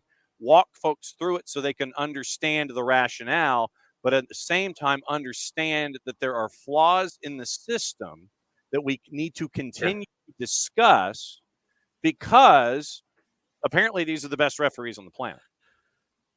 Just ask. Well, I think the problem for me legitimately is that you had a AR who at this point probably was, if not on, close to the line because it was a corner kick, who should have had the best angle of anyone to determine if it was a goal or not. Our side, yeah. And to refute his eyes, his professionally trained, experienced eyes, for a camera angle that doesn't definitively show you anything is a failure of the system, because again, there's no angle that shows if the ball physically, I mean, we don't have a goal line cam, we don't have goal line technology, we don't have any of those things, right? At best, because the angle from behind the goal is not a good angle either, because you can't tell where it is in relation where it is. Playing, yeah. And to Higginbotham's point, just because Cohen's hand is fully across the line does not mean the ball is. I had this happen as an AR, I don't know, at least twice a game, where a player is fully standing out of bounds, but the ball ain't. Because, if they're out of bounds, but if they're only a full inch over the line, well, the ball ain't fully over the line then. And that's another call that I think we see a lot, where you'll see a keeper run around the ball and he'll go out beyond the end line and he'll come charging back in with possession, and everybody's sitting there going, like Joey and friends going,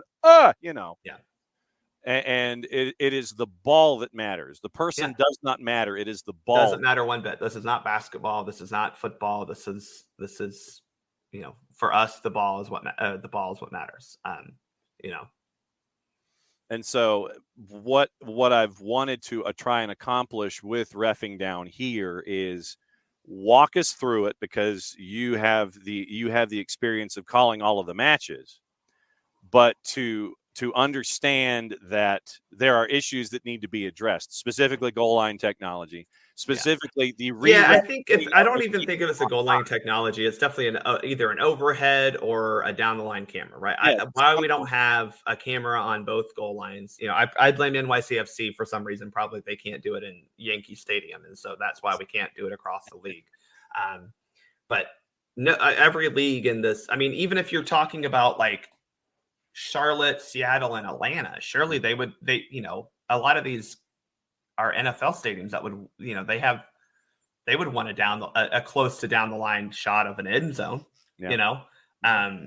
so being able to put that on your goal line, or at least as close to it as possible.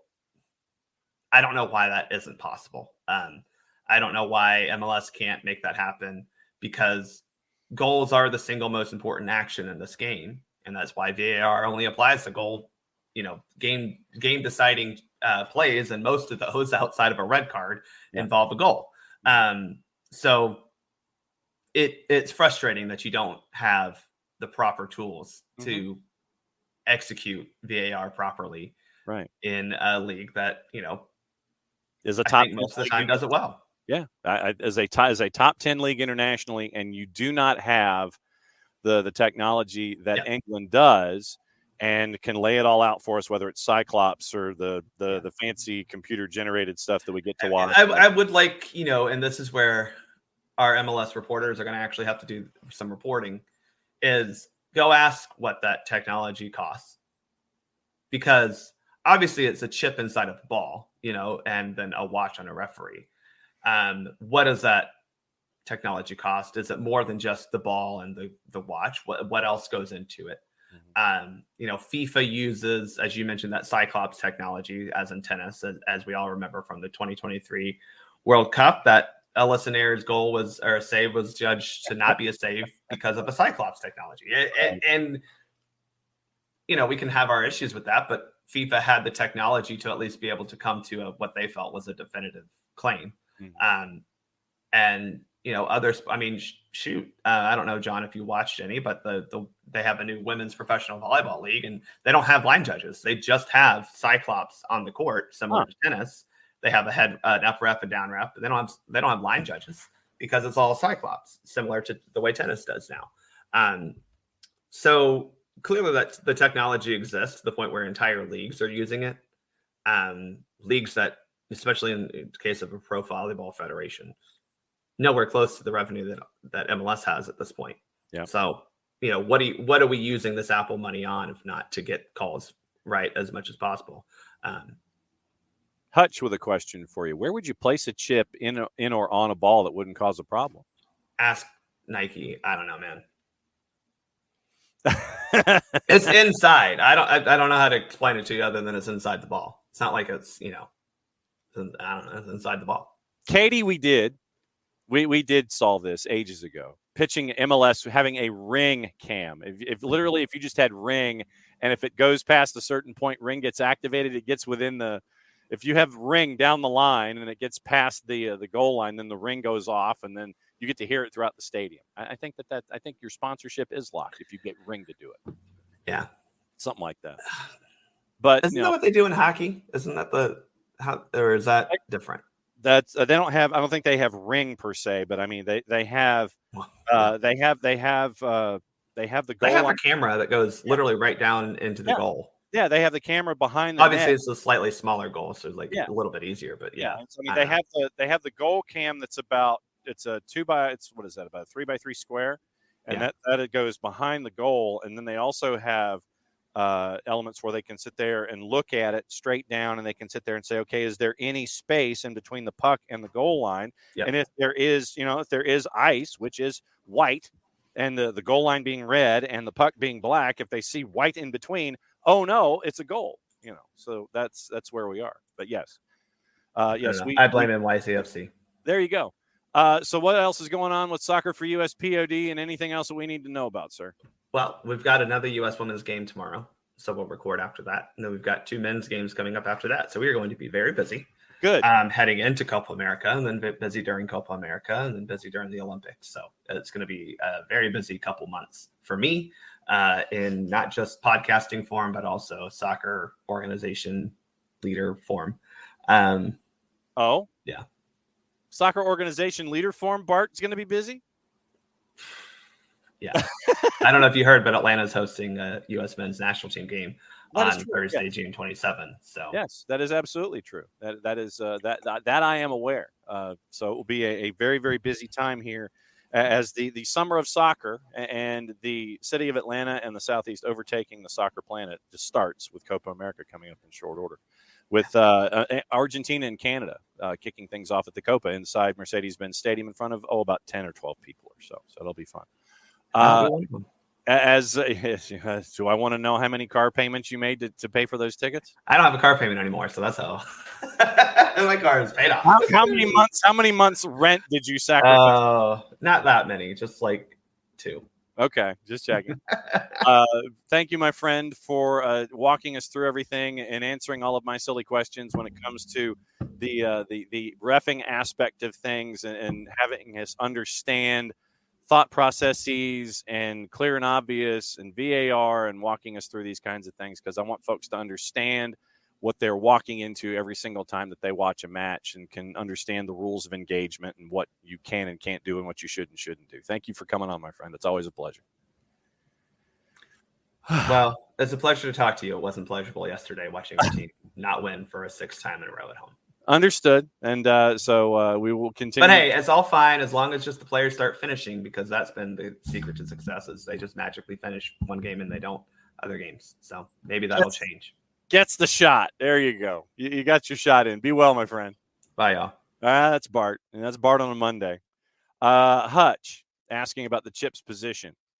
But that chip's position would determine the position of the ball relative to the line. To do any sort of meaningful calculations for the actual position of the periphery of the ball would require it being at the centroid of the ball. Well, and like I said, I think that if you took the Premier League approach of their goal line technology and how it's monitored, I would like to know. Actually, let's find out. Let's see if there's been any kind of Premier League cost goal line technology. Let's see if there is anything that has to do. Okay, so it's 2016. 2016, it cost about £250,000 to install the systems. Indication of the cost for all countries. Let's see. Cost of goal line technology in La Liga. That is a question. Goal line technology in the EFL. So it looks like it's about the same. FIFA set to make £300,000 in 2013 from the Premier League decision. 2015, $260,000 per stadium. So a decade ago, it was a quarter of. So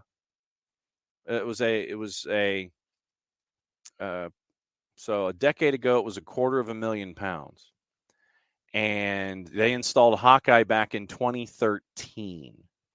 So if it was £250,000 per joint a decade ago, safe to say that now it's probably what?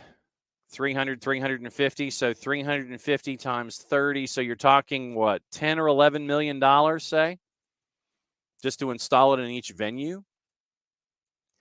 And I guess this is operating under the assumption that you are keeping your surface the same and that you're not changing it. And then if you uproot your surface, how that hurts the installation of the product. So let's just say, all right, so Hutch is saying Star Trek force shields. And absolutely. But what happens if the Klingons take care of your force shield? So let's just say 350. So 300 times 30. So yeah, so $10 million to install in each venue using the Premier League idea. Cameras in the posts, like I said, and Tom, like I said, when we had the target goal cam, one rights holder iteration ago, that seemed to be a decent idea. And then Target, curse you, Dayton Hudson, for not continuing the sponsorship. But then, it was just for those. It was just for those TV games. The main TV game, the A game on television, in a past iteration of the MLS television contract, got the Target goal cam. And then when that iteration went away, goal cam didn't come with it. It makes you wonder why. So that is that's the big. That is one of the larger questions. Why didn't goal line technology come with? And if it's only $10 million ish to say, I mean, even if it's $500,000, if it is doubled in cost over a decade, you're still looking at the installation of the technology. And if you assume for technological advancement, you're saying what, 30 times, so $15 million. If you drop $300,000 in each venue, or even if it's 500. And Hutch makes the point that technology might have even reduced the cost. So if it's $500,000 per venue with 30 clubs, it's $15 million. I would think that Major League Soccer could find $15 million, or at least get it sponsored to help fray the cost, to where you could have either goal line technology, your target goal cam return, or whatever in those situations. I would think that, and in as much as $15 million in an investment would take away a lot of our content, I think that at the same time, it would make things a lot less hectic, where those of us who, are losing their hair wouldn't have the opportunity to pull our hair out as much as we do because of having these discussions every week. But bringing in Bart this morning, what I wanted to discuss was the idea of re-refereeing the match in general. and getting back into the idea of going back to the bogus call and the dog so red.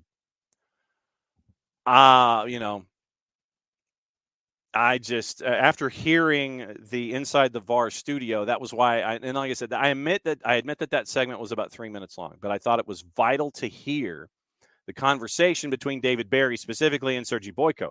Boyko thought that there was no way that Bogusz was going to get to it. David Barry, on the other hand, was re-refereeing the call from the booth, which is what you're not supposed to do. You're leading the witness. You're leading Sergi Boyko into the decision. Boyko said, goal kick. He's like, goal kick. Because to me, I don't know how Mateusz Bogusz, after getting a header from close range and is leaning back after impact, and I know that we're treating this like the Zapruder film, and I know that that's, down and away. I know that we're talking Magic Loogie here, but for the VAR to imagine that Bogusz, after contact from a close range header, is leaning back and is, falling backward and is going to magically close down 15 yards to where he can continue to make a play on a ball after an impact, and he's falling backward and he's trying to rebound his own, body motion. That is enough to sit there and say, yeah, I think he can, when the ref said he couldn't. And is it a clear and obvious error? The answer to me is no. It was not a clear and obvious error in the Los Angeles match. It was definitely not a clear and obvious error yesterday against Charlotte. And like I said, when we do this segment, it is to continue to be cognizant and just aware of what is happening every week when it comes to the officials. I'm putting it in game state off to the side. Yes, we can blend that discussion in other parts, but when we bring Bart in, I want to specifically discuss the idea of what these referees are seeing, what's going through their mind, how they can make a call, how they can refrain from making that call, and educate and just have us all informed as an informed audience going forward. That's why I do it. I try to put it away from game state. While, yes, we can talk about game state and how things change and made it 1-1 as you're going into the half. Yes, it does. It does change things. I think we can all stipulate and acknowledge that game state is a part of a discussion. But specifically in this example, I wanted to pull it to the side, walk through it, and wonder why the call was made as a clear and obvious error. And then once again, the comment that was made in the question, and like I said, I think that you can phrase the question where you can get the answer and not necessarily get the follow-up. Doug Robertson of the AJC. Without an inline camera, how was it clear and obvious that your initial no call on Charlotte's first goal was incorrect? The VAR had access to an angle that provided sufficient evidence that the ball crossed the hole of the goal line.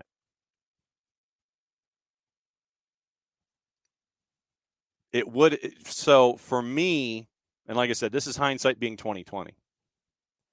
Adding the verbiage without an inline camera, which angle of the cameras inside the stadium made it clear and obvious that the initial no call on Charlotte's first goal was incorrect.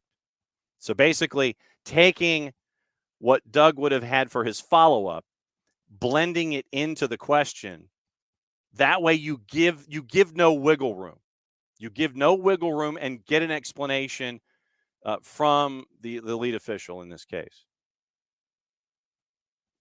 Without an inline camera, which on-site camera made it clear and obvious that the initial no call on the field on Charlotte's first goal was incorrect?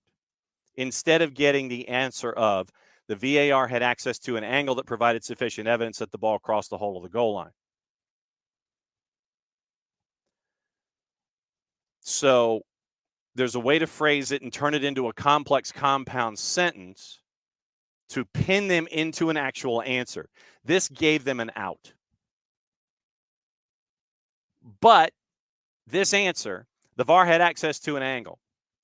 If we saw all of the angles that Timothy Ford saw, which is what the idea was when you got the VAR camera and that you got to see the whole process and you got to see the sausage being made, which one of those angles gave the answer to Timothy Ford that it was a clear and obvious error? Which one of those? Because if it was any of the ones that we saw, any of the ones that were made available as we saw him walk through the process, none of them, as Danny Higginbotham acknowledged on air, made it clear and obvious. I'll have to go back and watch the broadcast, but I have heard that there was a mention on air that there was an angle that was shown off air that gave that answer that was given by Pro to Doug after the match. If there is an angle, why was it not shown on air? That would be my next question, and that is a television production question.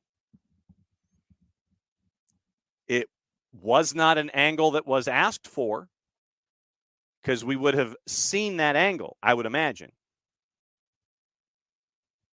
So once again, I still have more questions about this review than I do answers. Like I said, taking game state and all the stuff and putting it to the side. I still have in this review and the review of the bogus Brad Dog So Red for Brad Guzman, I have more questions of David Barry and his discussion with Sergi Boyko from In the VAR studio from Friday. And like I said, I cannot wait until this Friday to find out what the deal is if this gets viewed. Because the angles that were shown on Apple TV, you had a slash at about 15 yards away from goal down the line, which is not square. And then you had behind the goal. But once again, you still don't see the goal line. You see Josh going to his left. But you don't see the goal line, so you don't know where Josh is. You don't know where the ball is in relation to the goal line because of where that camera is positioned. And Derek says Atlanta's woes with VAR there because they constantly give VAR an opportunity to screw up. 4-card. No, well, 4-card says I'm wasting my breath. I don't think so. It says there's no changing to pro or MLS incompetence. But what I want to do in these cases, like I said, I want us to walk through each of these elements.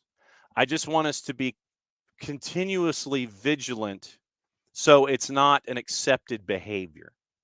Does that make any sense? I want us just to, and like I said, this is not, because we are a show based in Atlanta, we continue to have evidence that we can bring up on a weekly basis, sadly. If there were other elements that were of calls that were going on that were outside of Atlanta's purview, I would bring them in just as much. I would bring them up to Bart just as much. And when I have a conversation with Bart and I discuss what's going on, for the show, here's the rundown. I told Bart, okay, look, we're going to go back to LAFC. Here's what we're looking at with Pro, the inside the VAR studio. And we're going to talk about what happened with Charlotte. And Derek, it is absolutely unacceptable. And Michael, you're spot on. Beam embarrassment not getting better. They get paid more. That's what happened with that new deal. I mean, Hutch, I would love for a continuous improvement program for Major League Soccer. I would love for something like that. What that would entail when it comes to investment and activity and all of this.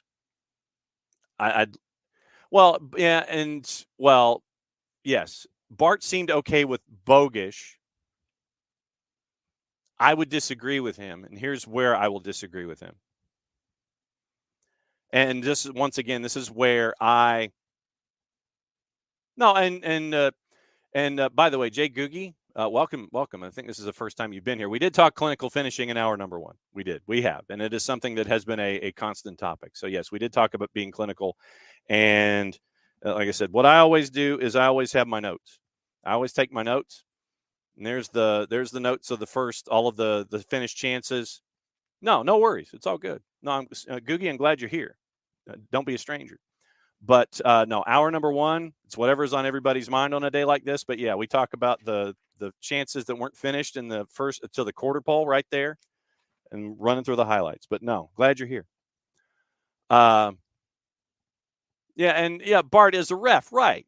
And if you remember in our initial discussion before inside the VAR studio, Emilio, what I want to have Bart do in these cases is say why it could be called this way, why it could not be called this way. I want him to present it to us as to either way. Bart said in the Bogish incident that all 4 elements could be met.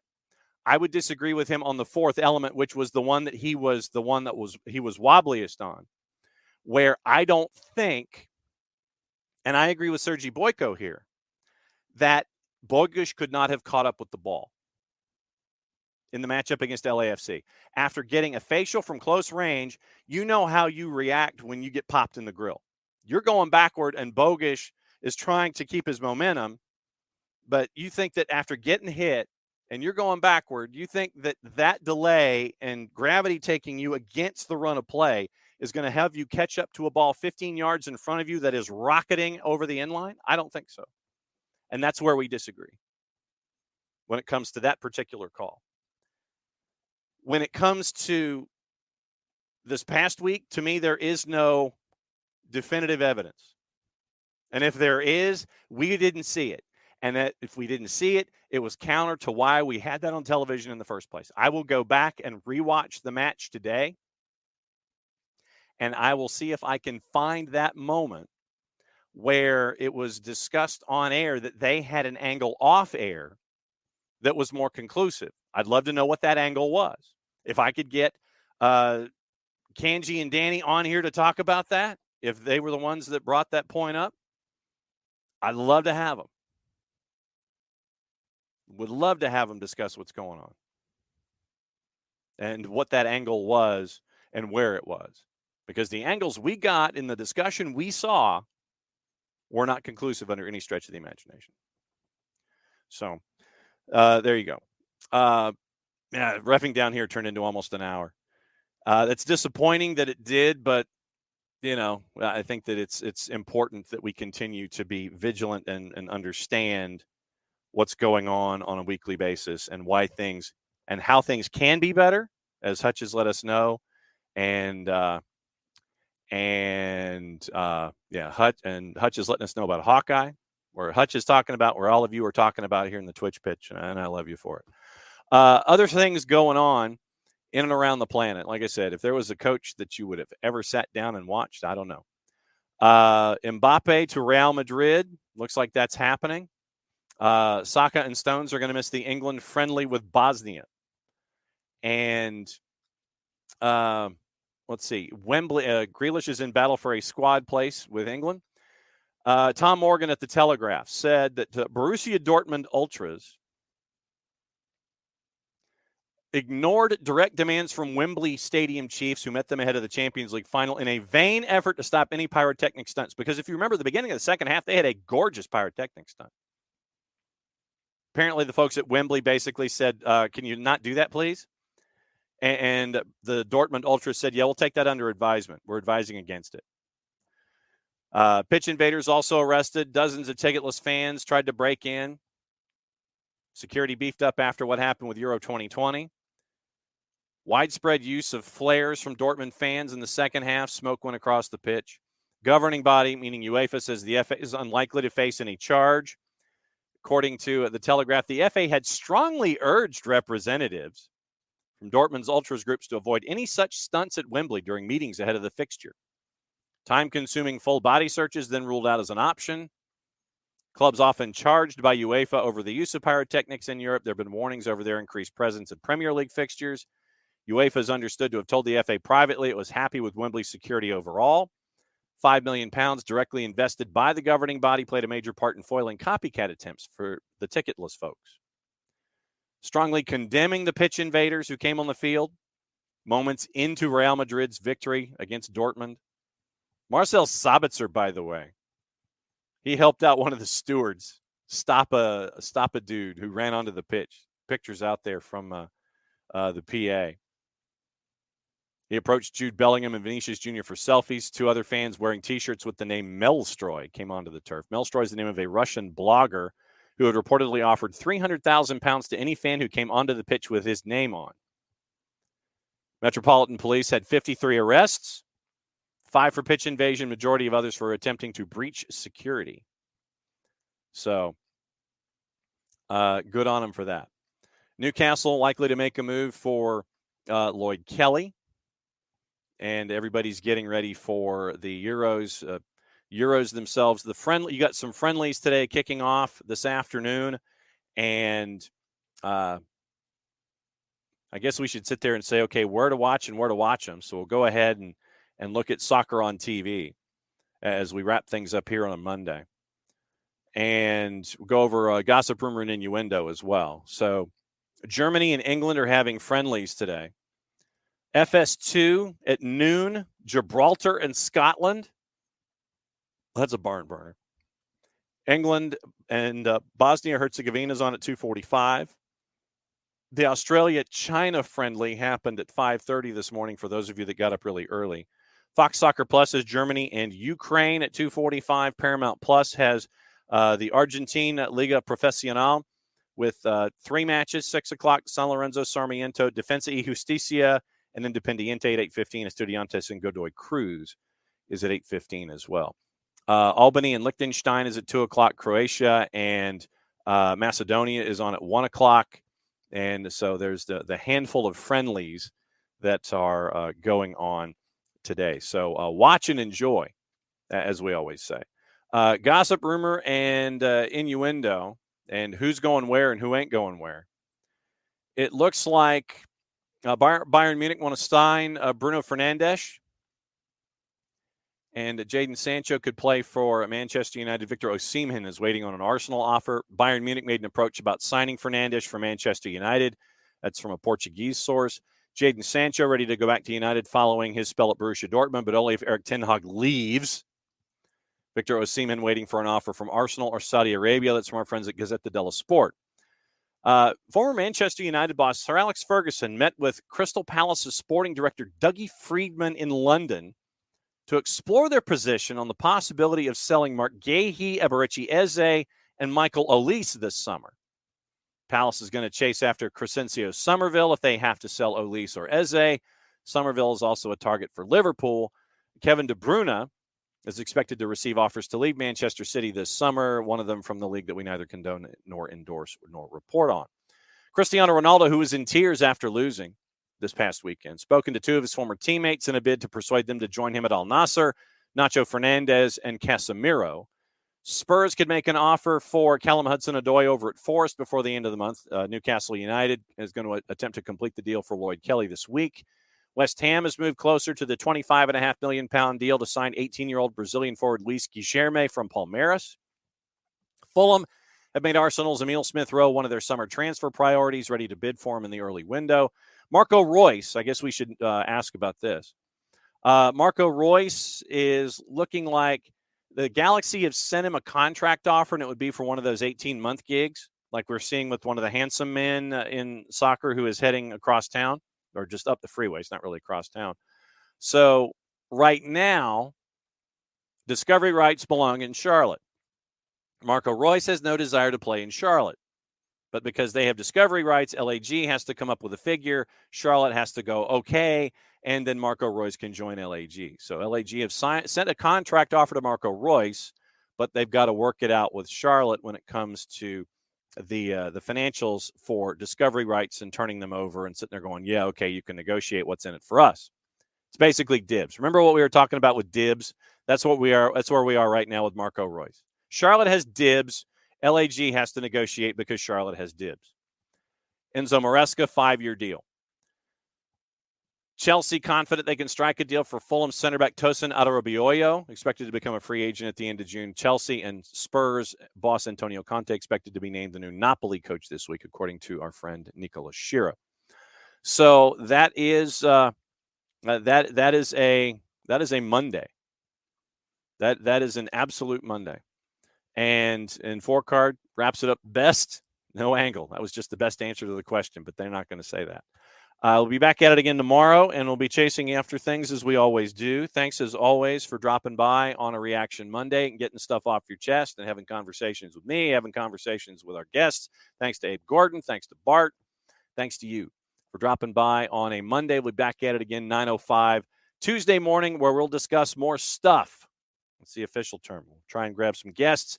Later on this week, we're going to catch up in the WPSL because there's a big matchup later this week, Friday night, Decatur High School, WPSL, Impact Decatur FC, a big matchup early in the season. And we'll catch up with Maddie and find out what's going on with her. She's had a busy weekend, WPSL, NPSL, all across the board. Don't forget, toward the end of the week, we'll have all of our update shows involving the USL League One Championship, League Two, the NPSL Southeast, and the WPSL. All of that every single week, where we can get you ready for the weekend across all the divisions and get you ready for all the stuff. And thanks to all of you folks that are hanging out with us this morning and finding out about what is going on in our collective brains here on a Reaction Monday as we talk Atlanta Charlotte, talk about the news of the AAM, and get you ready for the week that will be. So as always, thanks for dropping by here on SDH. As we say here, since it is the end of the show, that means I get to do this. Mucha Platiel, play it safe. We'll be back in just under 22 hours. Be good. Thanks for dropping by on a Monday. See you later.